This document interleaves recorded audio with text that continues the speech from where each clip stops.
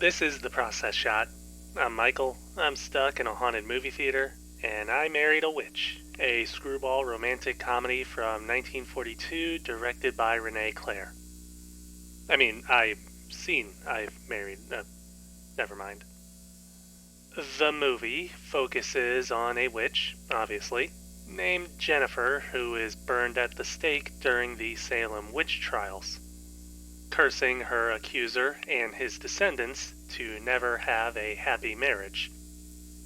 The spirits of her and her father, also a witch, are trapped within a tree for centuries, until contemporary times when they are freed by a lightning strike.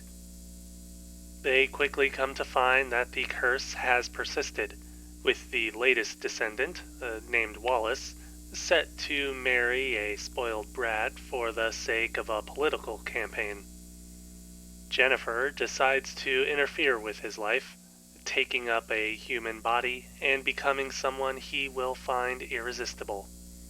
Unfortunately for her, her plans go awry when she ends up madly in love with him instead.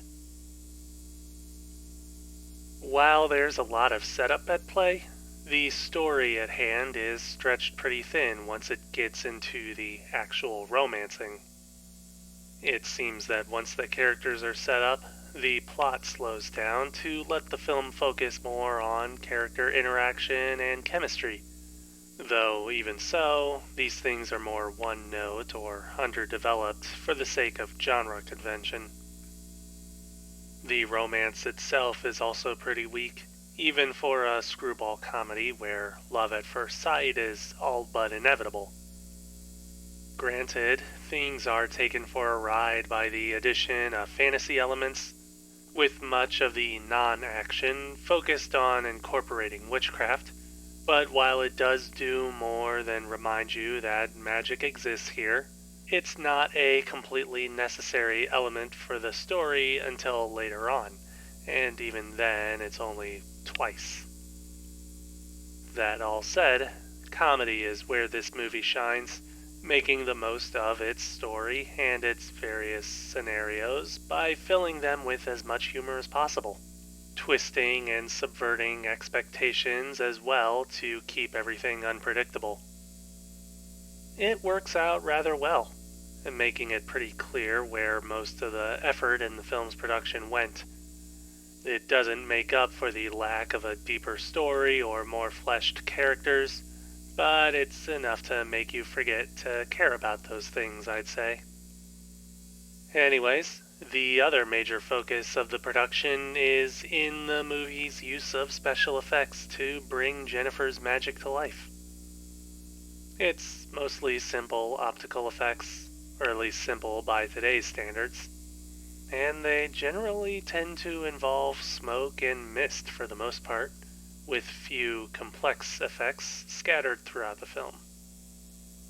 They are still utilized in an inventive and almost natural manner, partially as spectacle and partially for whatever the story needs. Most of all, they are often just plain fun to look at, heightening the overall upbeat tone of the story.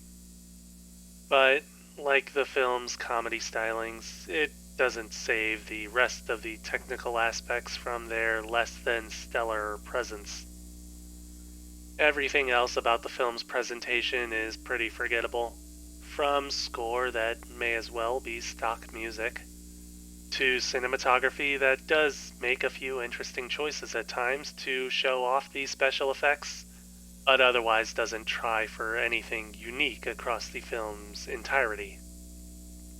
At the end of the day, I'd say that this movie does want to tell a decent story, but falls back a bit too hard on genre conventions and plot formulas to really bring out something more than a framework through which a bunch of jokes and slapstick are made.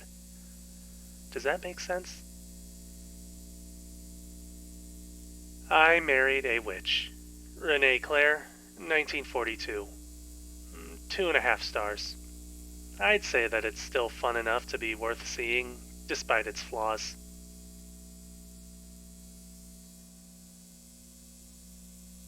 That's it for this review. If you liked it, leave a like. If you didn't, leave a comment.